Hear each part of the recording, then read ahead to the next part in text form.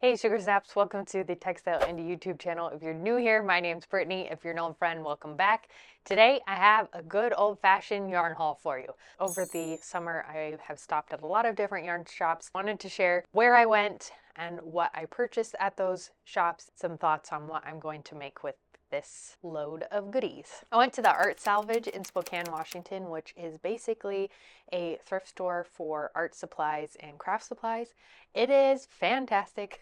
It was so fun shopping in there. It also was pretty fun. We took my nephew and niece, who are almost 4 and almost 2, and they insisted on carrying around our shopping baskets, toting them around and looking around. And I let Matthew, my nephew, pick out some craft supplies, and he was looking around and finding stuff that he wanted and putting them into his bucket. And it was a lot of fun shopping with them. I did find some cool yarns and a couple books. First up, I got these bags of raffia for pine needle basketry.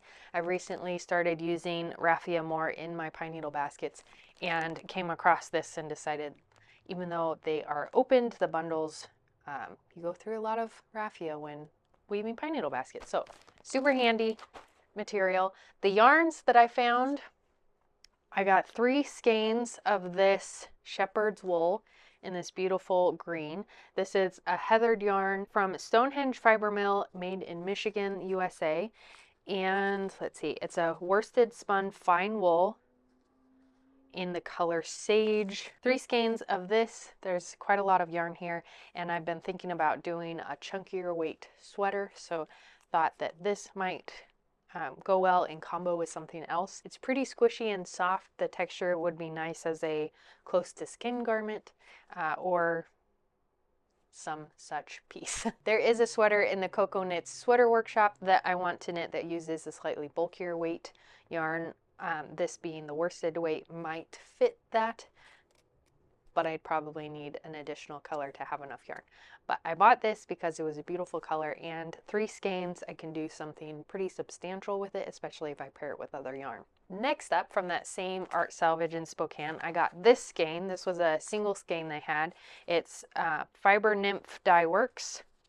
Let's see, 100% Merino Superwash. It's approximately 490 yards in the colorway Bloodlust. And this is a fairly fine yarn. I would say this is a sock weight or sport weight yarn. And it has lots of color differences in it, some splotches of this lighter pink. So this will be a fun one to knit up. I bought this because it was wool yarn.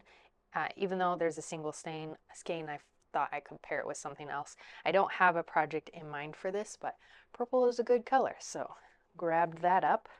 And then the last things that I got at the Art Salvage are the Complete Guide to Needlework, which is an older book. I actually grew up with this, the Reader's Digest book, but somewhere along the way, I've lost track of this book. And so I saw it and snatched it up, figuring that this would be a fun reference to just kind of study through or look through as a reference guide. So the Complete Guide to Needlework from Reader's Digest. And then I found this row upon row seagrass baskets of the South Carolina Low Country.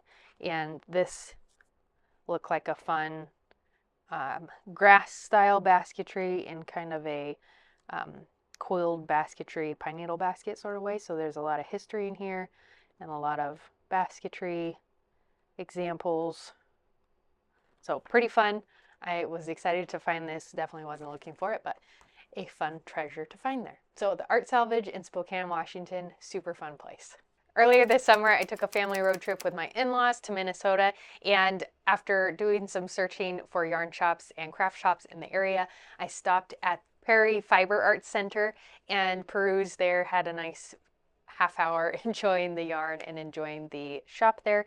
I have already gifted 2 of the skeins of yarn that I purchased. It was a tweed yarn in kind of a salmony pink color with little flecks of blue and some other colors. And the other one that I got was this Lannis Light Barocco yarn, 100% wool. And this is a number 2 or a fine weight yarn. So this is heathered. It has a modeling of kind of a purpley color, a white, and then the overall teal color. I thought it was really pretty, and there was only one ball left on in the clearance section, but I am not afraid of picking up a single ball of yarn and combining it with other things in the future or making something small. So this is probably going to end up being part of a hat or could end up being a contrast color in a color worked sweater or top. But this is going into the stash until I come up with a true project for it. My, I think, most exciting find was the Cocoa Knits Sweater Workshop, which is this guide and a system by Julie Weisenberger on how to knit sweaters that fit and that you can kind of change the style of slightly. So I read through this book and I'm really excited to get going on experimenting with one of these sweaters. But it's just a beautiful book. So I was excited to pick this up as my first step in the Cocoa Knits system. So we'll see if I manage to cast on a Cocoa Knit sweater before the end of the year. Another crafty art thrift store style place is the Seattle Recreative. I went with my friend Annabelle. The gal at the counter said, "You really won out on the yarn. Usually we're not this strong in our yarn section, but because it's been summer, folks aren't stopping in for yarn." I found a bunch of Mayak yarns and some Cascade. So I'll start off with this. I found 3 skeins, 220 superwash paints, style 100% superwash wool, but this is a variegated yellow color. I picked this up thinking yellow would be fun for something. I might overdye this because yellow isn't really a color I wear very often, nor a color that many people that I know wear very often. It's a beautiful yarn and the way that it's dyed is really pretty, but to make it usable, I might overdye it with something a little bit stronger like a wine red or burgundy or something like that. Then I found these balls of what ended up being Mayak. So these 3 colors I found the skeins for.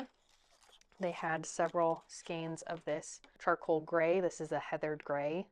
And then they also had the aqua and the beige. These are all 100% baby yak yarns, and these colors worked really well together.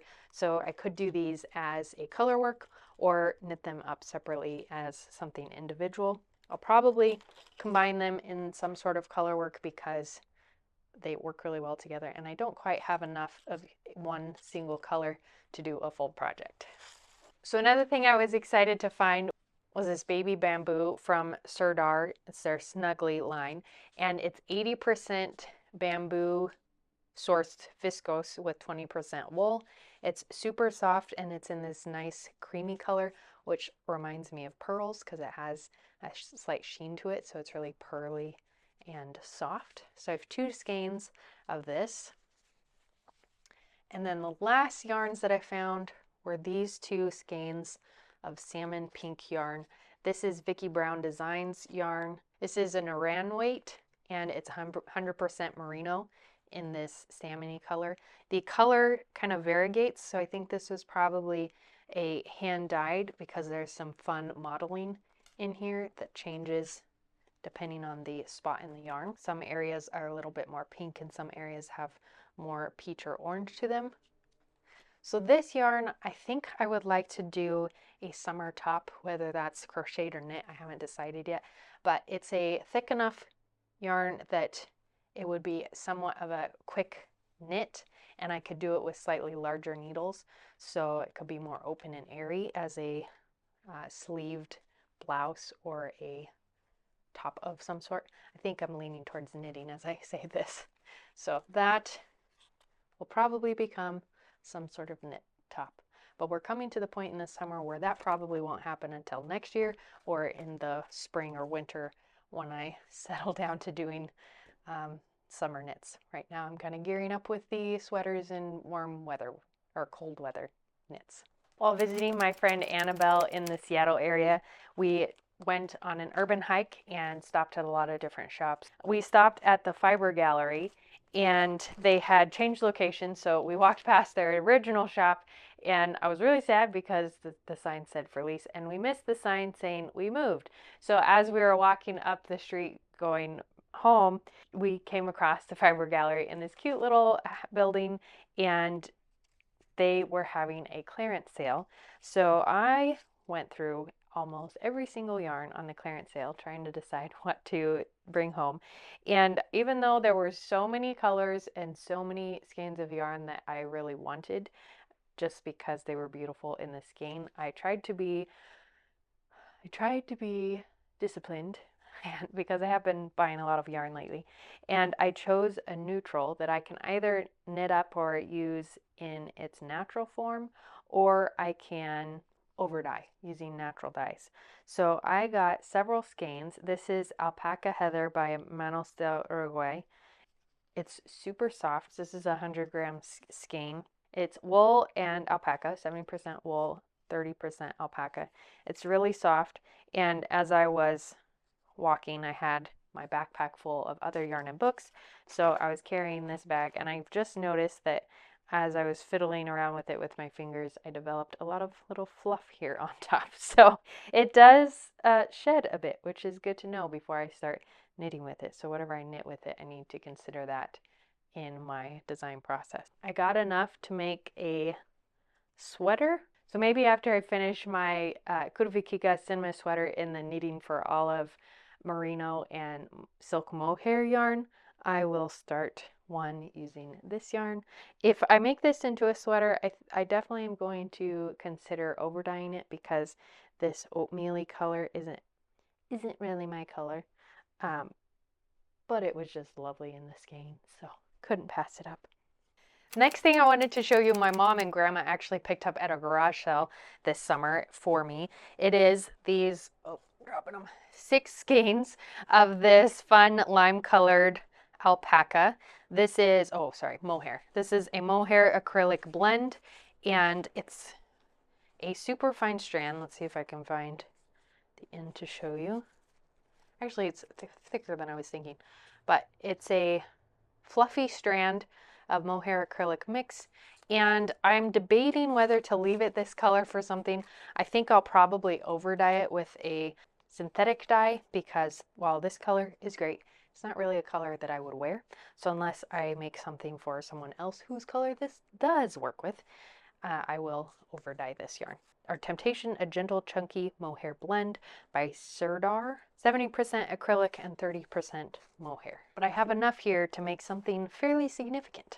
I'd love to hear about your latest craft finds. You could leave a comment below and share those there. Sign up for my email update list using the link in the description below to get notified whenever I put out a new video, blog post, or other content on textileindy.com or elsewhere.